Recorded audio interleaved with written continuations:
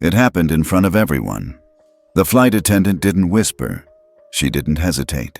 She just ripped Chloe's first-class ticket in half, right there at Gate 42. The tearing sound cut through the airport noise like a slap. Chloe didn't scream. She couldn't. Have you ever seen someone humiliated so publicly and no one stepped in? Tell us where you're watching from, because this is the moment everything changed. 15 minutes earlier, Chloe Lancaster had been standing in line with her back straight, heart pounding and fingers curled tightly around her ticket and passport. She was wearing her school blazer and the pin from the Tech4 Access Youth Forum. Today was the day she would fly to Houston to present her idea to a room full of adults who didn't know that her silence wasn't weakness. But when she reached the counter, the flight attendant barely glanced up. "First class?" the woman said sharply. Her name tag read Sandra. Chloe nodded and typed a message on her tablet. Yes, traveling to Houston, speaking at Tech4 Access. Sandra stared at the screen, then at Chloe's face, then at her ears, as if her hearing aids made the ticket look suspicious. "And you're traveling alone?" Chloe nodded again. "My father booked the ticket," she typed. "It's valid." Sandra snatched the ticket, squinted, then scoffed. "This doesn't look right." Before Chloe could respond, Sandra ripped the ticket in half, slow and loud, like she wanted people to hear. Gasps. Silence. A mother with a toddler stared in shock. "Next," Sandra snapped. "Step aside." Chloe didn't move. Her hands trembled, her throat burned. But she didn't cry. Instead, she opened her phone, typed 4 words, and hit send. Dad. It happened again. In a quiet glass-walled conference room overlooking Zurich, Gareth Lancaster glanced down at his phone as a buzz lit the screen. Only one message. Dad. It happened again. He didn't need more. Across the table, a group of senior analysts were deep in a presentation, discussing quarterly projections. Gareth tapped the edge of the table twice, his silent signal. His assistant looked up and nodded. The meeting would continue without him. He stood, buttoned his jacket, and left the room. No words. No explanations. Down the corridor, he entered a private office, tapped the fingerprint scanner, and locked the door behind him. The room dimmed slightly as the secure console on the far wall came to life, blinking with live data streams, credit risk dashboards, and airline operations matrices. He placed his hand on the biometric pad. A soft chime confirmed his identity. Gareth Lancaster, Level 9 Access, Sky Fix Core. He navigated swiftly, his face unreadable. No anger, just precision. In under 40 seconds, he had located the airline's ethics compliance score. Another 15 seconds, and he brought up Clause 13.2, passenger integrity violation. One more scan, and the system prompted, confirm freeze of ESG credit rating and airport loyalty access. He paused, just long enough to breathe in, and hit confirm. Somewhere across the ocean, back in the US, automated flags began to trip. A $1.45B credit line froze. Loyalty programs with 142 airports were instantly suspended, and not a single alarm sounded, yet. Back at San Diego Airport, Chloe sat alone near the gate, holding the torn ticket in both hands. She didn't know exactly what her father was doing, but she knew what it meant when he didn't reply. It meant he was already moving. At first, no one noticed. The terminal kept buzzing with motion, families wrangling toddlers, headphones blaring, agents calling standby names. But in the background, something had shifted, something invisible, but massive. A quiet ripple moved through the airline's internal network. Gate agents across 3 terminals suddenly couldn't print boarding passes. Loyalty program kiosks blinked red. System error. Please try again. In the control room upstairs, a supervisor furrowed his brow. Is this a local outage? He asked. No, a tech replied, tapping furiously. It's hitting all our hubs. Atlanta, O'Hare, JFK, everywhere. And then came the real gut punch. The airline's treasury dashboard flashed in bold red. Credit line status, frozen 1.45B ESG collateral locked.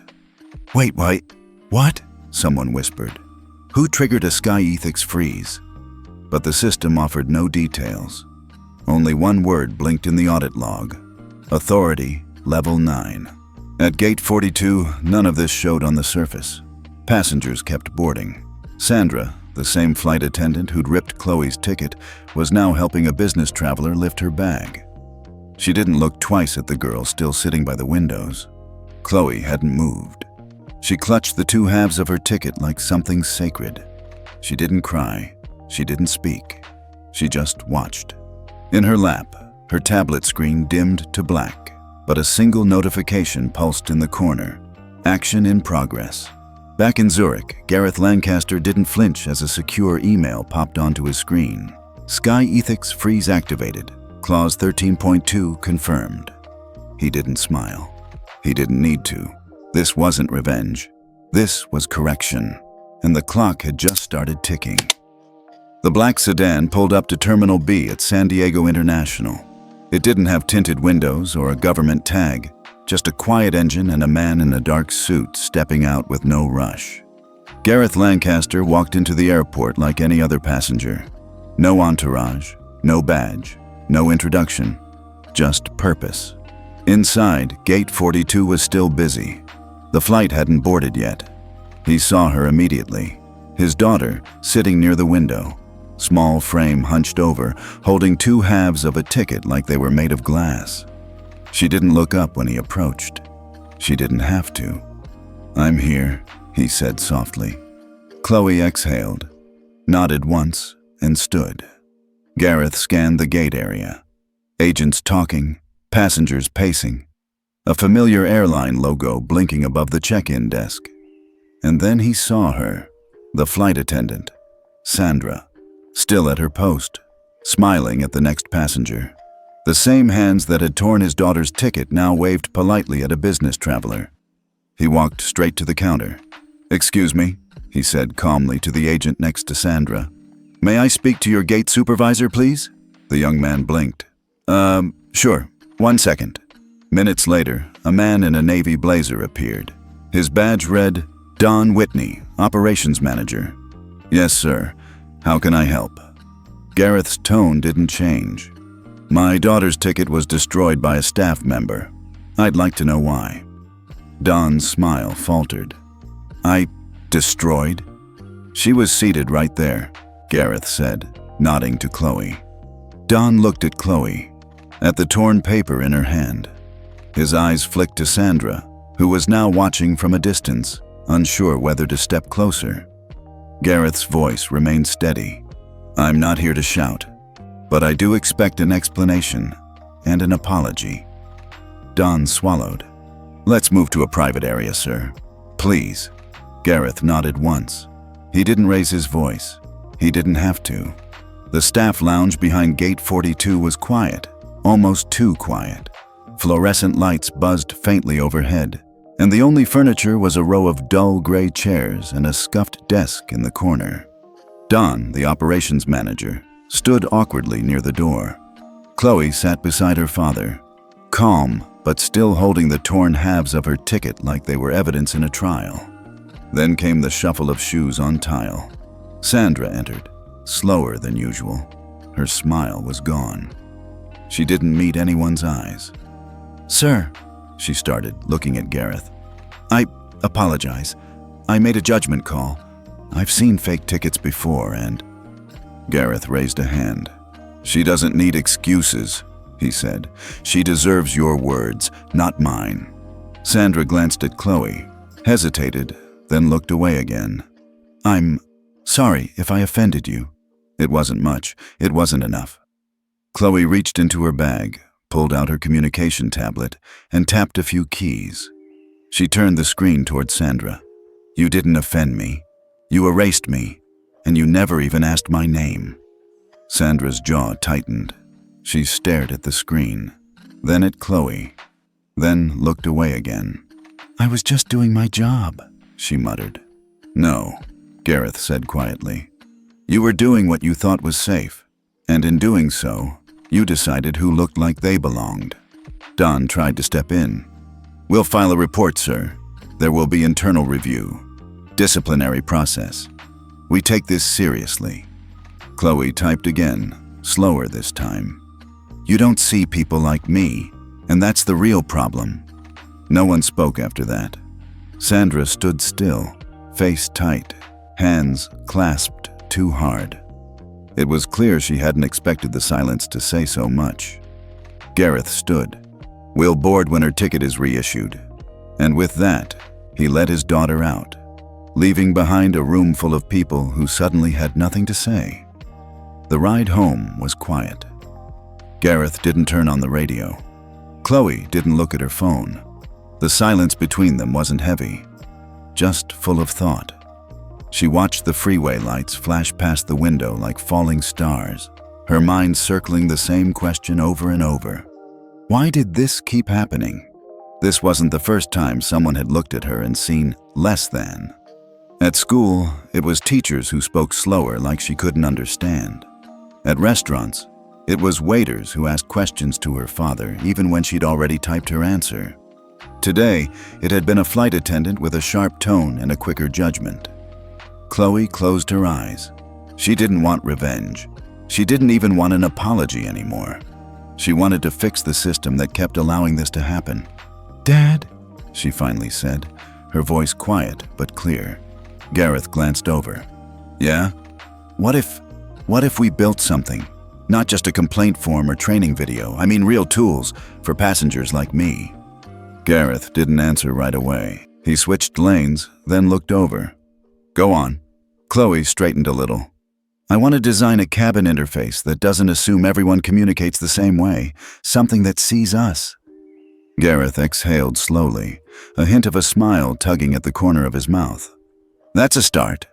She looked down at the tablet in her lap. Her fingers hovered. "Would anyone take it seriously?" "Depends," Gareth said, "on how serious you are." They pulled into the driveway of their Portland home just as the porch lights came on. Chloe didn't get out right away.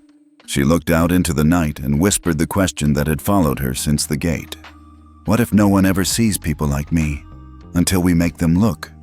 Chloe sat cross-legged on the floor of her bedroom, surrounded by sticky notes, sketch pads, and her laptop. The hum of the air purifier was the only sound. Outside, rain tapped gently against the window. She'd barely slept, not because she was upset, but because her brain wouldn't stop spinning. On one note, she'd written, "People shouldn't have to prove they belong." On another, "Silence shouldn't equal invisibility." She opened a fresh page on her design software. Across the top, she typed, "Silent Cabin Protocol." Her idea was simple. Build an in-cabin system where passengers who couldn't speak, or who used alternative communication, could still ask for help, order food, report issues, and even request de-escalation, without saying a word. She imagined a screen at every seat, equipped with gesture recognition and accessible text options. Multi-language, visual first, responsive to devices like hers. If they could redesign the cabin for luxury, she thought, why not for dignity? Later that morning, Chloe jumped on a video call with two friends from the Tech4 Access forum. Both of them had faced discrimination in travel. One used a mobility device, the other had a neurological speech delay. When Chloe shared her idea, they didn't just nod, they lit up. "This isn't a wish list," one of them said. "It's a necessity." They brainstormed together for over an hour. By the end of the call, they had 3 sketches, a draft of user interface screens, and a plan to present the concept at the next FAA Accessibility Roundtable. Chloe shut her laptop and leaned back, a quiet kind of pride swelling in her chest. For once, she wasn't replaying the scene at Gate 42. She was rewriting what came next. The email came at 6:42 a.m. Subject line, "Preliminary approval." FAA Innovation Access Pilot. Chloe blinked at the screen, unsure if she'd read it right. Then she read it again and again. The FAA had approved a pilot program. 12 airports, 30 days. Full integration testing for the silent cabin protocol. She didn't scream. She didn't jump. She just stared at the words, a slow smile forming. Downstairs, Gareth was already sipping coffee at the kitchen island. She handed him her tablet without a word. He scanned the message, then looked up. They moved fast. They said they'd review it, Chloe signed, then added aloud, I didn't think they'd say yes. Not this soon. They didn't just say yes, Gareth said, tapping the screen. They invited your team to co-lead the rollout. Chloe hesitated. Can we leave my name off the public documents? Gareth raised an eyebrow. I don't want this to be about who my dad is, she explained. Or what happened at Gate 42. I want it to stand on its own. Gareth nodded slowly, pride flickering in his eyes. Then we'll list your team as the Silent Justice Collective. Let the work speak louder than any headline. Later that day, her team gathered for a virtual strategy session. They divided tasks, coding, interface testing, signage prototypes. One airport had already offered to host the kickoff. They knew the system wouldn't be perfect, not yet, but it would be better than silence, better than having to prove you belong in a seat you paid for. That night, Chloe sat by her window with the porch light off, watching the city below. People hurrying, headlights blinking, planes slicing across the sky. And somewhere in that web of noise and motion, something small but solid had shifted. She wasn't just reacting anymore. She was rebuilding. 3 days into the pilot, things got tense. Some crew members didn't get it. A few rolled their eyes. One flight attendant in Denver was overheard muttering, "What's next? Emotional support buttons for people who don't want to speak?" Even among the pilots, there was grumbling. "I've been flying 27 years, one said at a staff meeting. No one ever needed a visual empathy interface before. The rollout hadn't even reached full scale yet, but it was already poking nerves. Chloe didn't take it personally. She expected resistance. Gareth had warned her, people don't fight change. They fight the feeling of being wrong. So she and her team stayed quiet, watched, listened. They collected data, logged feedback, rewrote small features on the fly, simplified the gesture inputs, adjusted the lighting for neurodiverse users, fixed a bug where the interface kept resetting to English even when the user selected Spanish. And through all of it, something started to shift. Passenger feedback rolled in. At first, slow and cautious, then steady, then glowing. My daughter used the new system to ask for help with her insulin.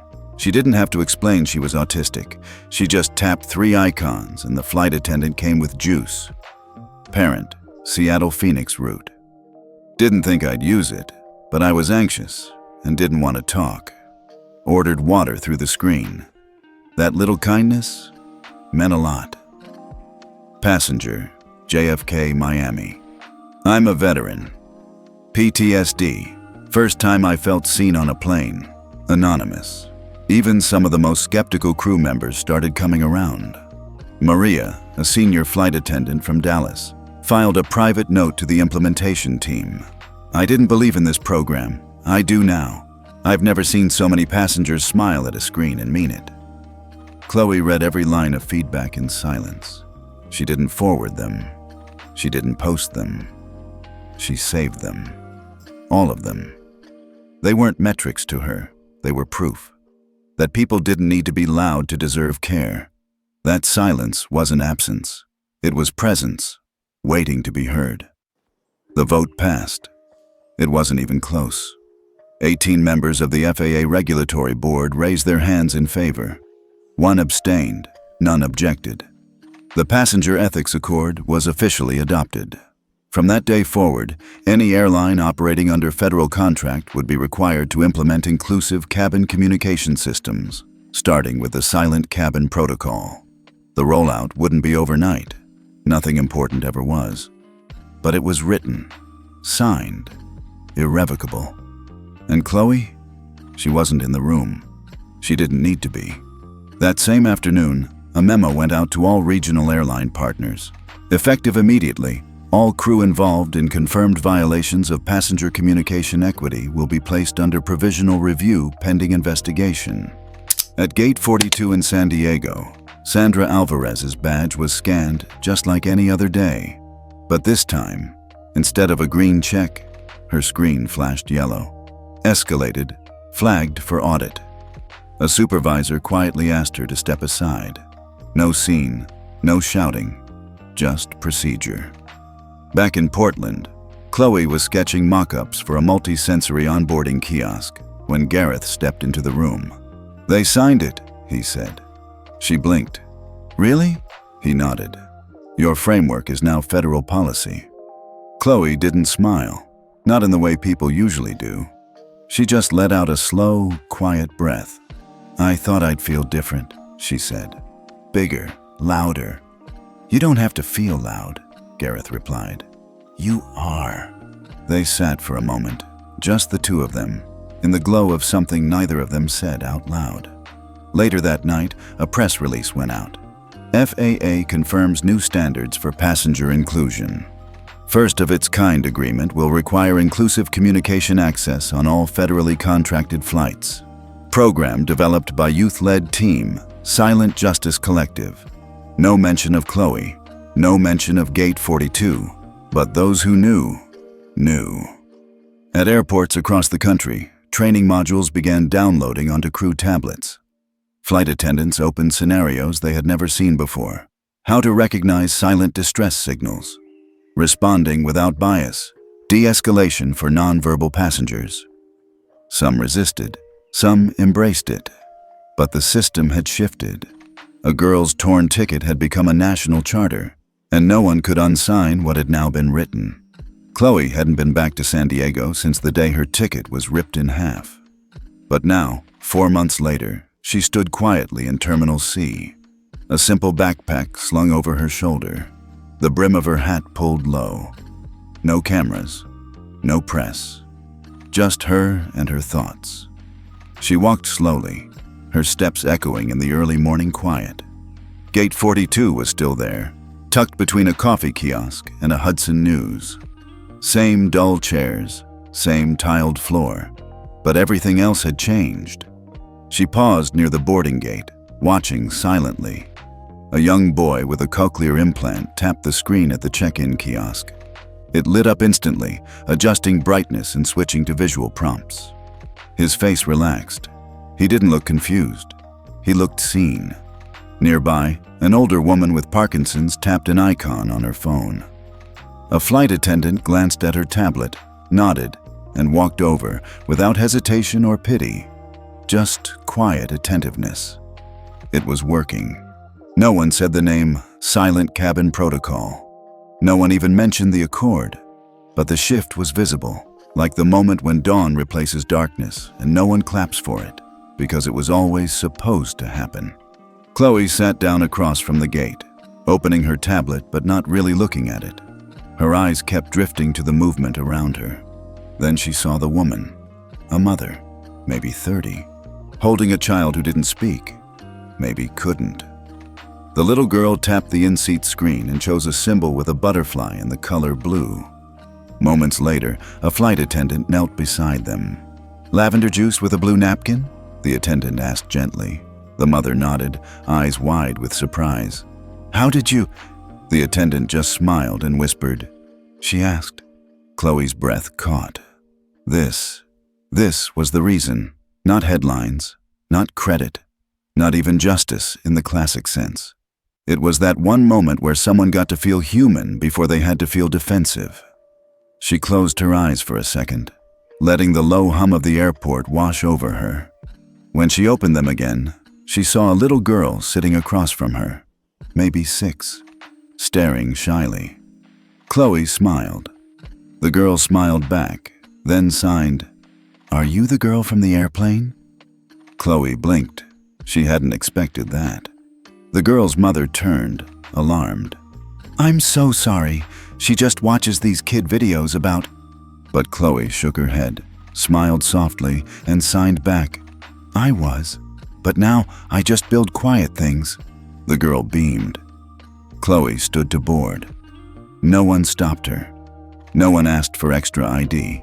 No one looked twice at her ticket. At the end of the jet bridge, a crew member greeted her with a nod. Not the forced kind, not the "I'm looking at your dad's last name" kind, but the real kind.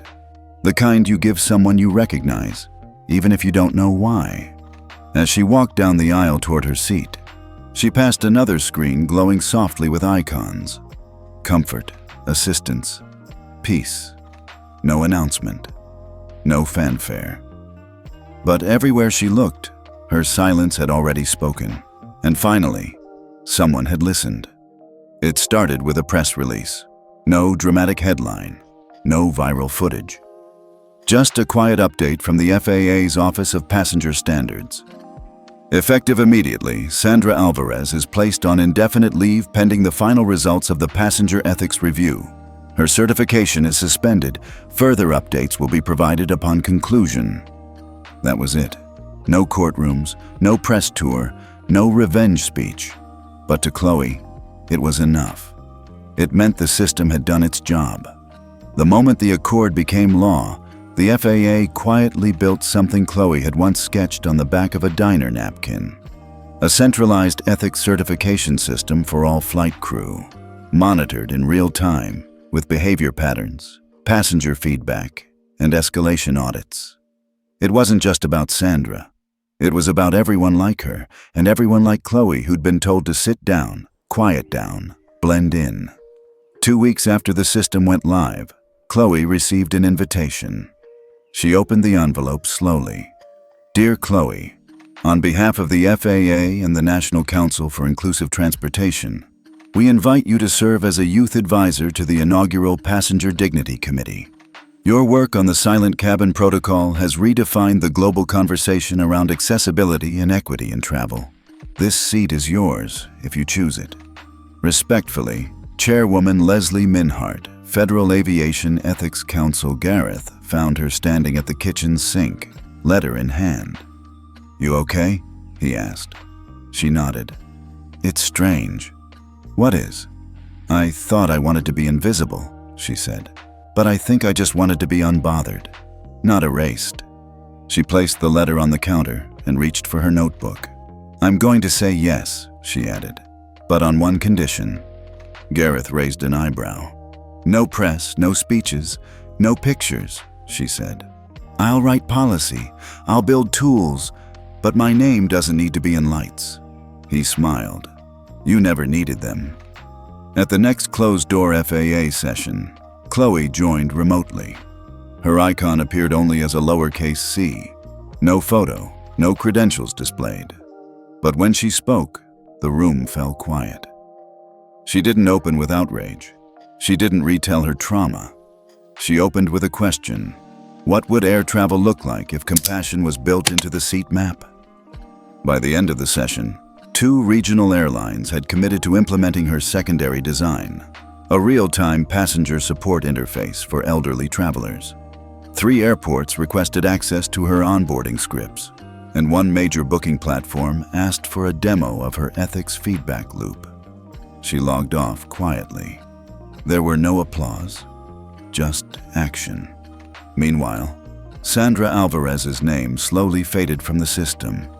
Her investigation remained sealed, but multiple sources confirmed she'd been denied recertification after failing to complete the FAA's new empathy standards module. No drama, no broadcast, no opportunity to reframe herself as a martyr. She simply exited, and the system went on without her.